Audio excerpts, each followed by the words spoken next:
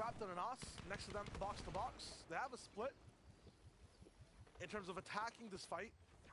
But overall, I feel like I've seen them get a lot of their surge from long range, so this might be slightly new, at least this day 2 of the tournament. It's nice to see Snazy and Podesai also inside that top 5. We're talking about consistency. It looks like they're finding their groove to stay in these games each and every single round. This fight, though, is starting to get close and personal. Slove, a little bit more of an investment. Owning the roof and the floor. But this fight is just a bit too split apart now. Has an angle on the backside, Slove. Not going to be able to see Strapped body for body. He's going to get down low in here now. Asa completely by himself. Could get jumped on by Strapped and Nas any second. Big shot though, so now Slove can really start to get crazy with it. Move up close when it's once. Ooh, punished there by Anas. He doesn't let anything slip past him. And that really does change the tide of the fight. They went from being the ones that were getting pressure to now being the ones that could really control the tempo. Looks like they'll be able to get the finish as well, yeah. Knows exactly what Slove is. So Asa's just gonna dip. Doesn't want the smoke with these two. Gotta stick to the game plan, I feel like, for these guys. I know they got the flapjack too, so maybe that's why they feel confident in taking these closer box fights, but they were looking so good in that last game when they just stayed really far away, had a big base, and just had pot shots on people. That being said, though, you know, the zone could be in different places. Might be difficult. This is how it all started. A free shot only for 30 damage. You gotta be mad about that one. Yeah, when you get freebies, you want them to be like max damage. Yeah. You suck, nigga, damn. Take the play out the fight completely. So when they're not, it can get a bit awkward for sure. So Savage. Another fight. On the bottom right. Ooh. Okay. Horny.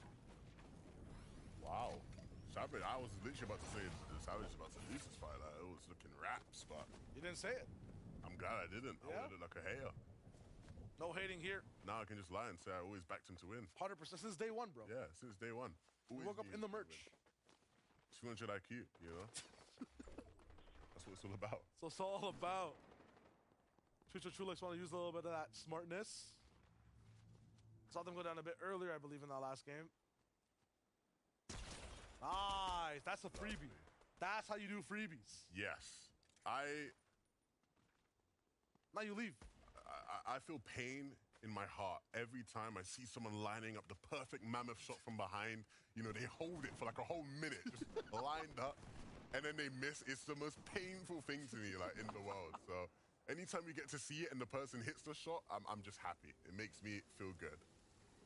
If someone's aiming in for that long, my ears deserve the shield crack sound effect. Right? If they don't get the shield crack sound effect, I am sad. 100%, man. I'm with you on that. Another cash for Thomas HD and Malabuko. Things are looking good. That loot will go a long way. The slurps will allow them to play a bit more free. Podesai by himself? Nah, just for now. Controlling some space near the Citadel. Look at that lead, 110 points for Swizzy and Putrick. Leaderboard update on the top right. To catch up to this is just going to be difficult. One more game, or maybe even a VR in this one. Might be calls for Raps because they have just once again gone through so much adversity and just overcome it in the worst possible zones. I don't know what can stop that duo now. Just Pink, Vico. South side of the zone near Frenzy. Patient fights, patient fights. Yeah, this is one of those tough roads, right? When you're fighting for a cash and you're sort of trying to claim the space around it. You know, you're trying to obviously replace walls, replace stairs, cover as much ground as possible. In this case, it's probably going to be Vico that has to do a lot of that work. Pink actually getting a cone in, that's not bad. UK Ping working out for him. Typically, it's the Germans you want to really see there. Trying to claim all the walls. That's why Vico's going around all these different sides. But still, Kylie and Vostroki, they're the ones making it happen. 2 Germans better than 1, I guess. Well, obviously, German Ping, I guess. No. They're not all German. Vico's Austrian, right? Kylie's like Turkish, maybe, or something. I don't know. They're from somewhere. They're from somewhere, you know. They're living, they have internet connections, and some are better than others. That's how it goes. Yeah, That's how it goes. it be like that sometimes.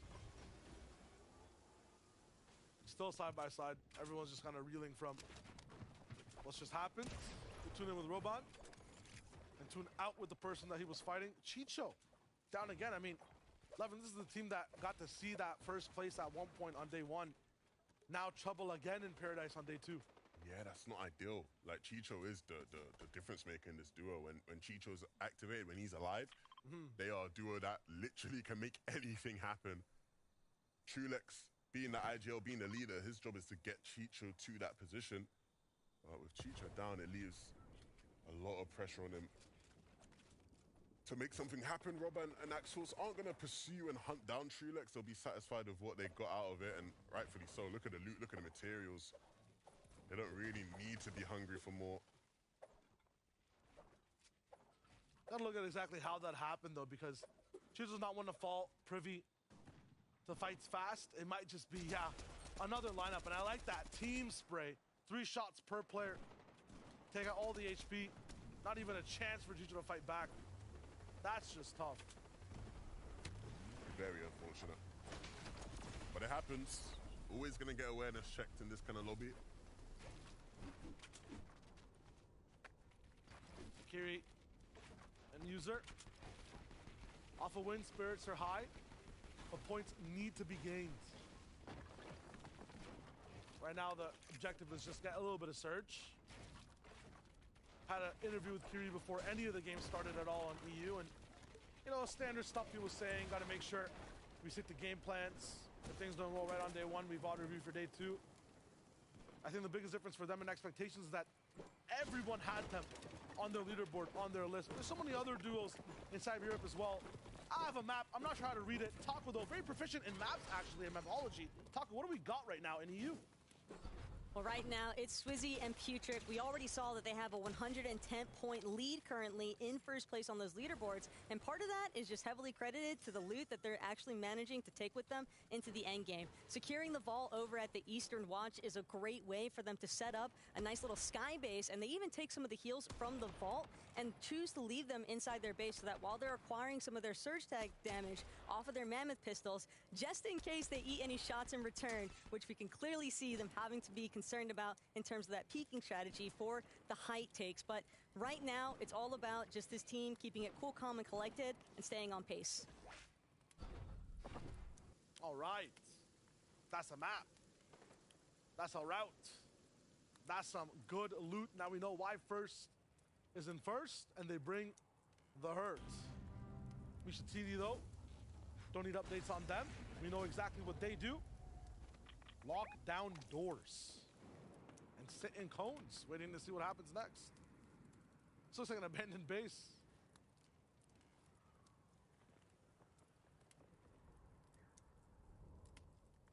Just chilling. Absolute vibes here. Waiting for anyone to pass by.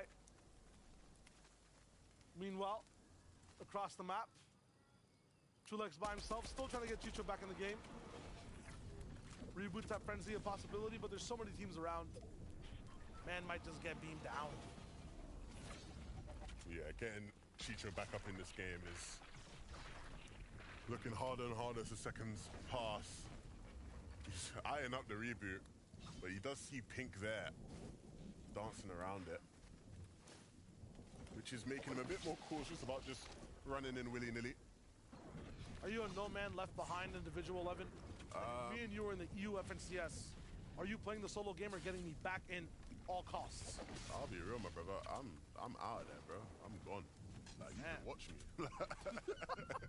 Like, you can watch and enjoy the view, bro, but I'm gone. Especially in this kind of lobby. Reboot? It's not happening. It's true. It's tough. Which is why I respect when teams are able to pull off reboots. It's such a difficult thing to do. That's good timing for Trulex. Everyone's kind of just passed by. Pink might turn around if he hears it. It's a little bit of... He's building up, I think, to try to get like some view of it. Yeah. Yeah, they're both trying to get up. Yeah, they're ramping up as well. They're ramping up. They're already waiting for it to happen. Oh, man. Ooh. Did he survive? No. No. Yeah, I was about to say, like, Vico got him. And now they'll just look to 2v1 Trulex, if possible. Trulex is sort of wrapping around. I don't think they know exactly where he is. Yeah, they think he's behind there. No, he's not there. He's lining up a different shot on them.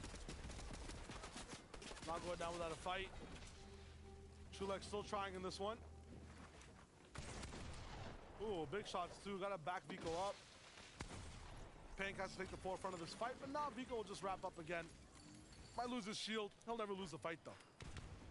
And that's a nice coup for Vico and Pink. That's the kind of thing they desperately needed. Problems with Surge yesterday meant that they haven't performed quite as people would have been expecting.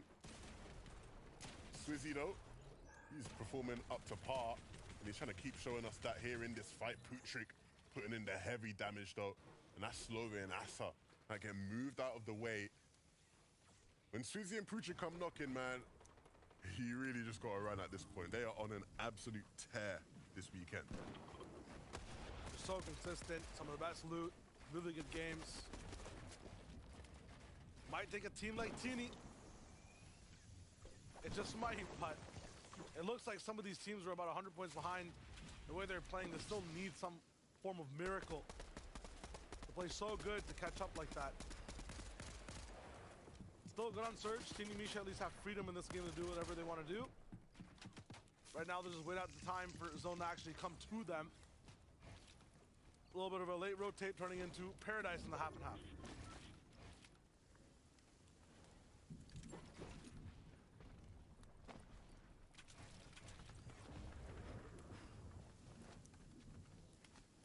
Never seen the Zone cascade into a duo to this effect, where like in the most perfect spot way in the zone, you know?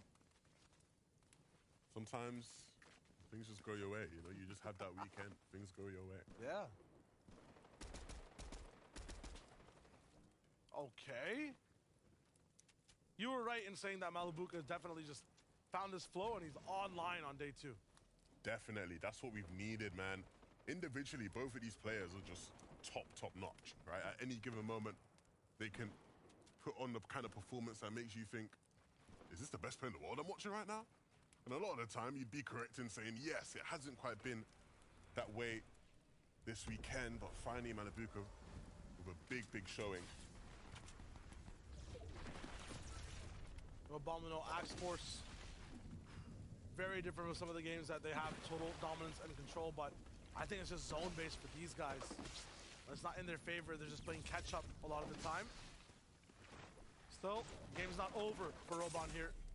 He can try to make it in and see what he can do from this point. Some heals still available. One box fight he could try to force or dive in.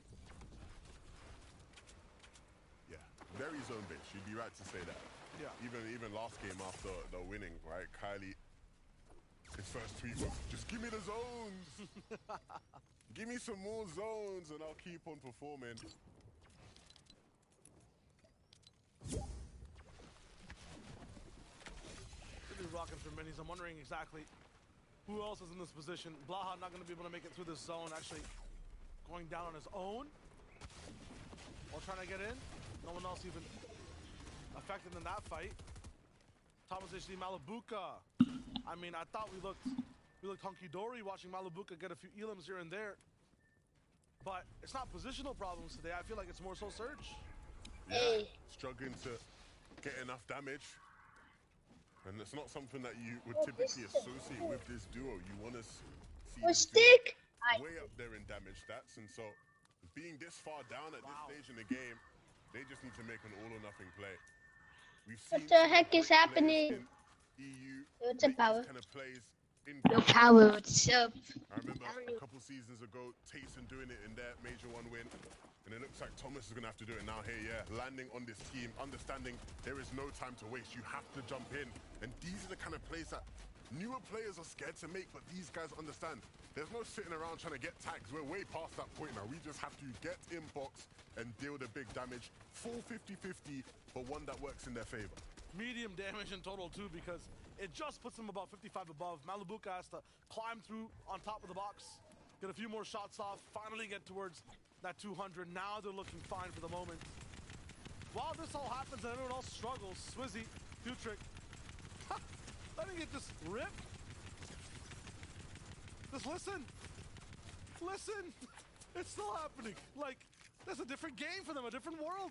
I tell you, man, every time, the flapjack is just the most intimidating weapon we've had in a long time. The sound of that just firing at you relentlessly is surely something. Oh, they have the best pull for zone as well, so in terms of mats, I mean, wrap it up. This might just be it. I told you, man, we're getting to that point in the competition. If this translates into another high-point game for this duo, we do have to start looking at, is it just a matter of the race for second place? Might just be it. I mean, already 110 points ahead, already a few eliminations in this game. The people who are next to that top 5, top 10 are looking way up. Their next crane, the front row in a movie theater. And the show that's playing is just Putrick and Swizzy versus EU right now.